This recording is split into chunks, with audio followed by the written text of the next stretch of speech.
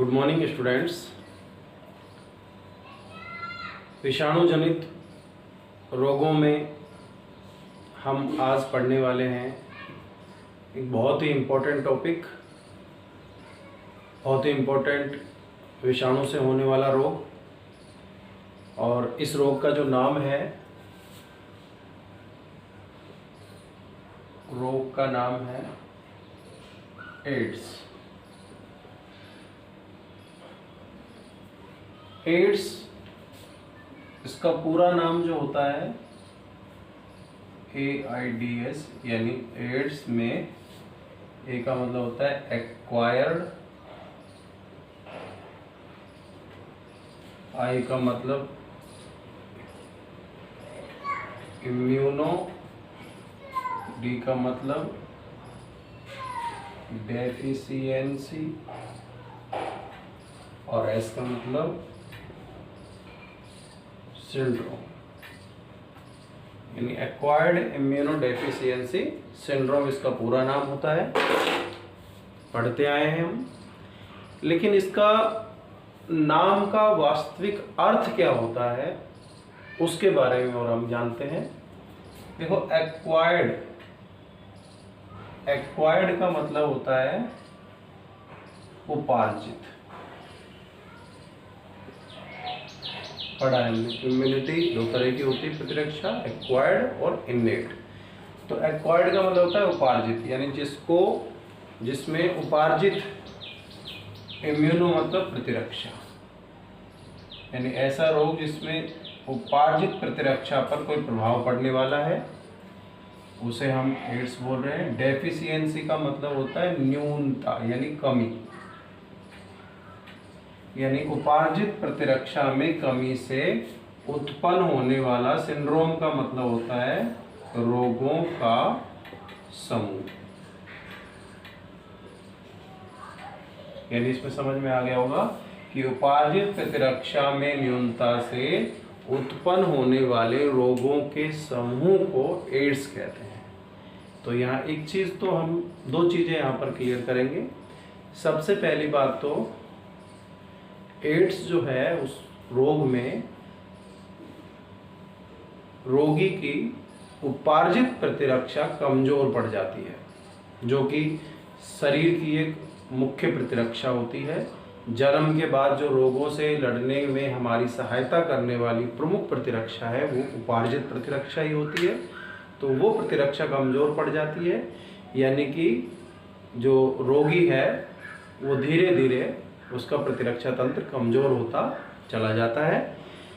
इसकी वजह से दूसरी बात क्या है इसमें महत्वपूर्ण, तो प्रतिरक्षा कमजोर होने से बहुत सारे रोग एक साथ उत्पन्न हो जाते हैं, जिसे बोलते हैं सिंड्रोम।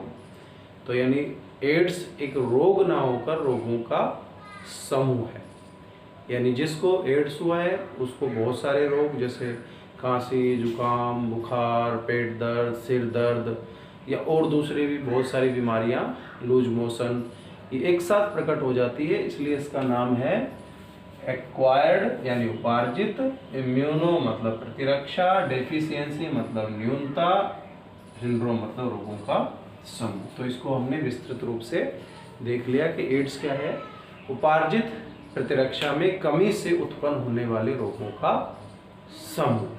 ठीक है, तो ये हो गया रोग एड्स। अब हम बात करते हैं कि इसका संचरण कैसे होता है। संचरण या संक्रमण, संक्रमण भी लिख सकते हैं इसको अपन, इसको संचरण भी लिख सकते हैं, यानी इसका फैलाव कैसे होता है, ये फैलता कैसे है। हाँ, इससे पहले देखो अपन यहाँ पर इसका रोगजनक और लिखेंगे। क्या लिखेंगे? रोगजनक। तो यहाँ पर एक छोटा सा पॉइंट अपन ने लिखना है, रोगजनक, यानी इसका रोगजनक कौन है। इसका रोगजनक होता है HIV या रेट्रोवायरस। तो इसका रोगजनक क्या होता है? HIV पर्टिकुलर वायरस का नाम है, जबकि रेट्रोवायरस एक समूह है, वायरस का समूह रेट्रोवायरस, जिससे ये रोग उत्पन्न होता है। तो HIV या रेट्रोवायरस इसका रोगजनक है। ठीक है, अब यहाँ पर अपन HIV का भी पूरा नाम लिख लेते हैं। HIV का पूरा नाम क्या होता है? ह्यूमन इम्यूनो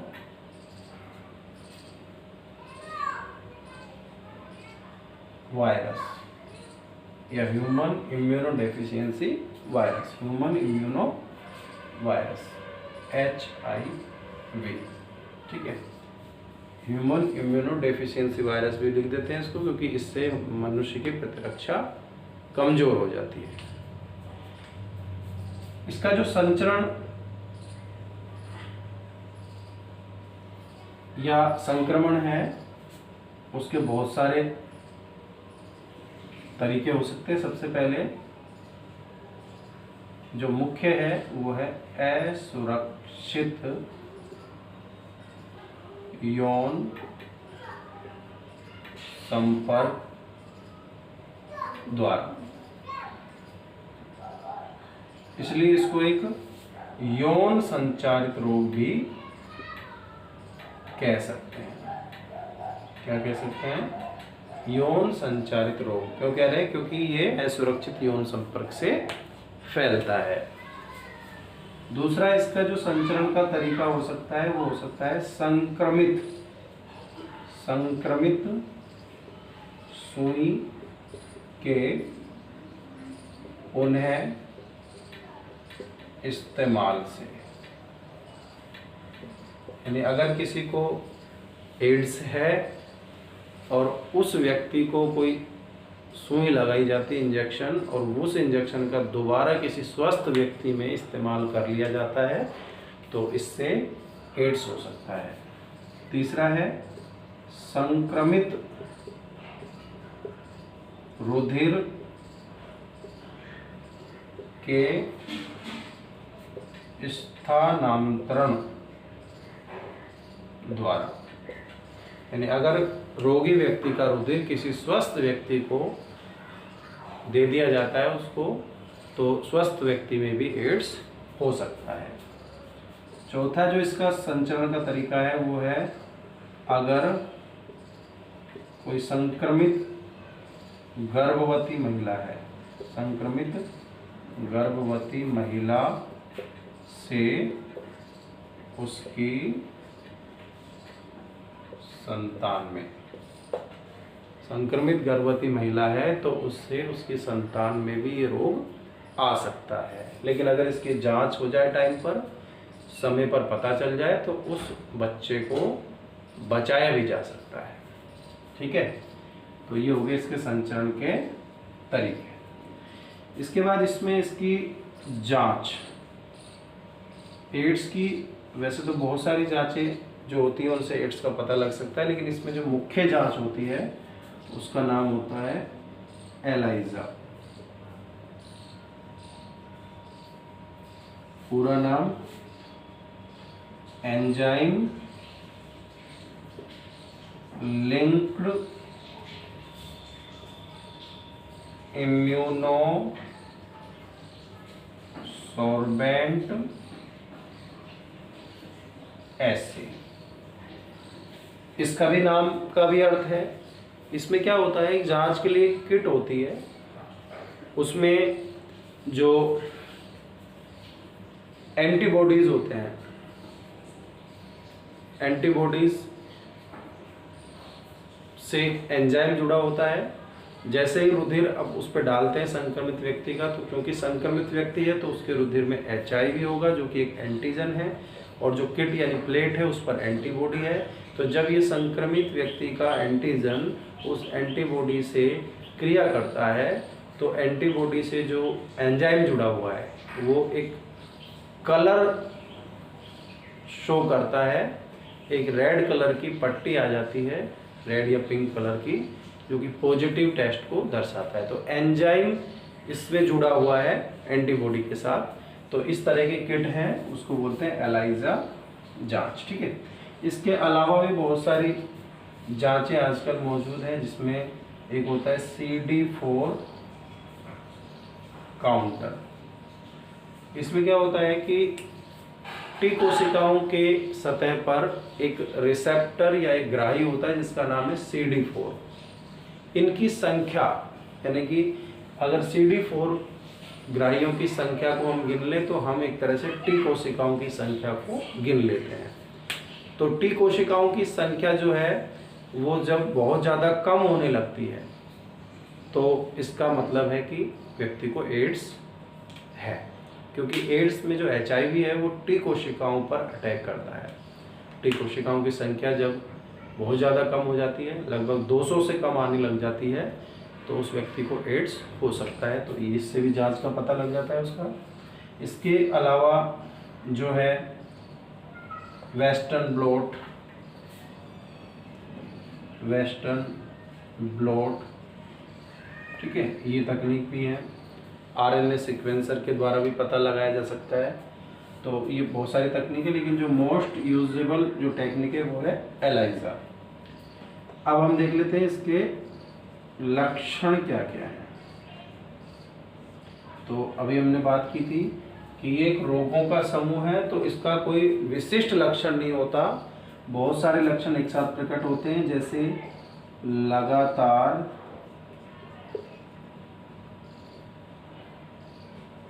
हल्का बुखार, मतलब कई दिनों से लगातार बुखार बना हुआ है, पेट दर्द, सिर दर्द, दस्त होना, यानी व्यक्ति रोगी को लूज मोशन हो सकते हैं, शारीरिक कमजोरी आना, बहुत ज़्यादा वीक हो जाता है व्यक्ति, ठीक है। इसके अलावा अपन देखें तो उसमें प्रतिरक्षा कमज़ोर होना, भूख न लगना,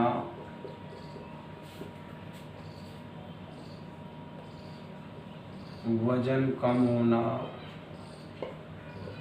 इस तरह से बहुत सारे लक्षण हैं, यानी कि बहुत सारे लक्षण प्रकट होंगे। बुखार आता है, पेट दर्द होता है, सिर दर्द होता है, लूज मोशन हो सकते हैं, प्रतिरक्षा कमज़ोर हो जाती है। इसके अलावा उसको वजन कम हो जाता है, उसका शारीरिक रूप से कमज़ोर हो जाता है। तो इस तरह के बहुत सारे लक्षण प्रकट होने लग जाते हैं। इससे ज़्यादा और भी लक्षण हो सकते हैं, क्योंकि ये रोगों का समूह है जिसमें प्रतिरक्षा कमज़ोर हो रही है। अब प्रतिरक्षा कमज़ोर हो रही है तो दूसरे जो रोगाणु उस पर अटैक कर सकते हैं, हो सकता है इसको कोई और दूसरी बीमारी भी लग सकती है, ठीक है।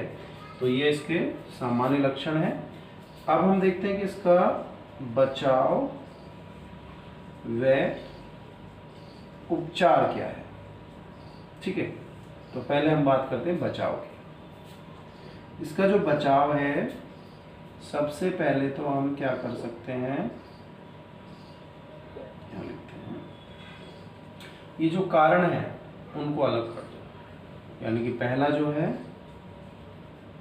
असुरक्षित यौन संपर्क से बचना चाहिए, यानी कि इस तरह के यौन संपर्क से बचना चाहिए, ठीक है। इसके अलावा इसी में हम लिख सकते हैं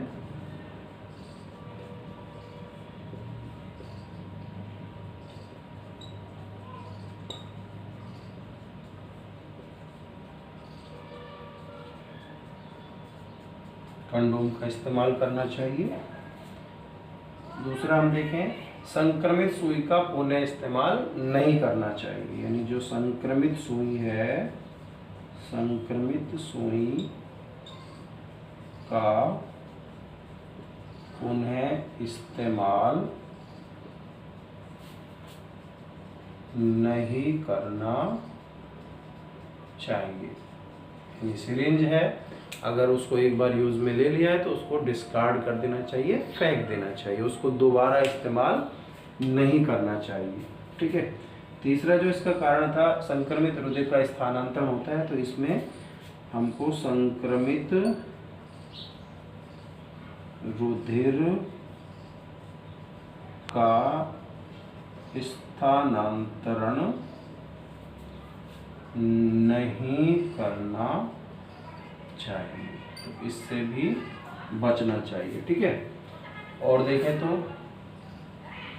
ये हो गया। इसके बाद क्या है जो इसमें मेडिसिन या उपचार है, AZT व ART दवाओं का सेवन करना चाहिए। ये AZT और ART दवाएं क्या करती हैं, ये शरीर में टी कोशिकाओं की संख्या को बढ़ा देती है। तो टी कोशिकाएं बढ़ेंगी तो टी कोशिकाएं बी कोशिकाओं को ज़्यादा प्रेरित करेंगी, ज़्यादा एंटीबॉडी बनेंगे, ज़्यादा मात्रा में वायरस को मारेंगे। लेकिन ये इसका एक परमानेंट इलाज नहीं है। अभी तक इसकी ना तो कोई वैक्सीन बनी है, ना ही इसकी कोई पूर्ण रूप से इस रोग से निजात पाने की कोई दवा बनी है। इसमें क्या है, व्यक्ति किस्तों में अपनी ज़िंदगी को पूरा करता है। ये दवाइयाँ रेगुलर डेली लेनी पड़ती है। आज लेंगे तो आज प्रतिरक्षा बढ़ जाएगी, टी कोशिकाओं की संख्या बढ़ जाएगी, टी कोशिकाओं की संख्या दिन पूरा कंप्लीट होते होते, रात होते होते संख्या कम होने लगेगी। अगले दिन फिर दूसरी टैबलेट लेनी पड़ेगी, वो संख्या दोबारा बढ़ जाएगी। यानी डेली रेगुलर ये दवाएं लेनी पड़ेगी। हाँ, इतना ज़रूर है कि इसमें व्यक्ति अगर इन दवाओं को प्रॉपर लेता रहे, अपने स्वास्थ्य का ध्यान रखे, तो व्यक्ति लंबे समय तक भी स्वस्थ रह सकता है, जीवित रह सकता है। लेकिन इसे हम एड्स को डेथ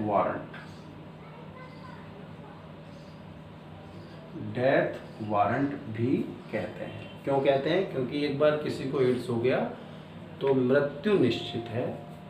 अब ये उसकी प्रतिरक्षा पर निर्भर करेगा कि वो व्यक्ति साल, 2 साल, 5 साल, 10 साल, 15 साल, कितना भी लंबा अपना प्रतिरक्षा को अगर बनाए रखेगा तो वो आराम से स्वस्थ रह सकता है। इसमें किसी भी तरह से घबराने की आवश्यकता नहीं है, क्योंकि ये जो रोग है प्रतिरक्षा तंत्र को कमज़ोर करता है। अगर आप अच्छे हाइजेनिक फूड खाएं, प्रतिरक्षा को मजबूत करते रहें, रेगुलर मेडिसिन लेते रहें, तो लंबे समय तक भी व्यक्ति स्वस्थ रह सकता है। तो स्पेशल जो पॉइंट है इसमें कि इसको डेथ वारंट भी कहते हैं। दूसरा, 1 दिसंबर को विश्व एड्स दिवस मनाया जाता है। तो यहाँ पर अपन ने कुछ महत्वपूर्ण बातें पढ़ी एड्स के बारे में, दोबारा इसको रिकॉल कर लेते हैं। सबसे पहले जो रोग एड्स है उसका पूरा नाम एड्स यानी acquired immuno deficiency syndrome. Acquired का मतलब उपार्जित, इम्यूनो मतलब प्रतिरक्षा, डेफिशिएंसी मतलब न्यूनता, और सिंड्रोम मतलब रोगों का समूह। ठीक है, इसका रोग जनक जो है HIV, ह्यूमन इम्यूनो वायरस या ह्यूमन इम्यूनो डेफिशिएंसी वायरस भी इसको अपन कह सकते हैं, या रेट्रो वायरस, क्योंकि ये रेट्रो वायरस फैमिली से संबंधित है इसलिए इसको रेट्रो वायरस भी कह सकते हैं। संचरण इसका असुरक्षित यौन संपर्क द्वारा, इसलिए यौन संचारित रोग है, सेक्सुअली ट्रांसमिटेड डिजीज है ये। संक्रमित सुई के पुनः इस्तेमाल से हो सकता है। संक्रमित रुधिर के स्थानांतरण द्वारा होता है। संक्रमित गर्भवती महिला से उसकी संतान में रोग हो सकता है। और भी बहुत सारे कारण हो सकते हैं, यानी किसी तरह से संक्रमित व्यक्ति का रुधिर अगर स्वस्थ व्यक्ति के रुधिर से कांटेक्ट में आ जाता है तो ये रोग हो सकता है।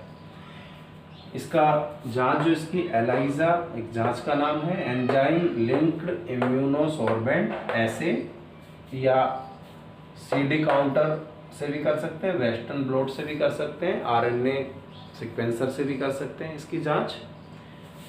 लक्षण इसका जो है लगातार हल्का बुखार, पेट दर्द, सिर दर्द, दस्त, शारीरिक कमजोरी, भूख नहीं लगना, वज़न कम होना, प्रतिरक्षा कमज़ोर हो जाना, यानी बहुत सारे रोग एक साथ अटैक कर देते हैं जो प्रतिरक्षा अगर कमज़ोर हो जाती है तो, इसलिए इसको रोगों का समूह कहा गया है। बचाव व उपचार के रूप में जो ये इसके कारण हैं संचरण के, उनको अगर अपन अलग कर दें तो व्यक्ति को बचाया जा सकता है। संक्रमित सुई का पुनः इस्तेमाल ना करें, असुरक्षित यौन संपर्क से बचना चाहिए, कॉन्डोम का इस्तेमाल करना चाहिए, और इसके अलावा जो संक्रमित रुधिर है उसका स्थानांतरण नहीं करना चाहिए। रोग अगर किसी को हो गया है तो AZT और ART जो दवाएं हैं उनसे रोगी की प्रतिरक्षा को बढ़ाया जा सकता है, जिससे रोगी को लंबे समय तक स्वस्थ रखा जा सकता है। इन सब के बीच इसको डेथ वारंट भी कहते हैं एड्स को, और 1 दिसंबर को विश्व एड्स दिवस मनाया जाता है। तो उम्मीद करते हैं कि ये टॉपिक आपको अच्छी तरह समझ में आया होगा। घर में सुरक्षित रहते हुए अपनी पढ़ाई को जारी रखिए। Be safe, stay home.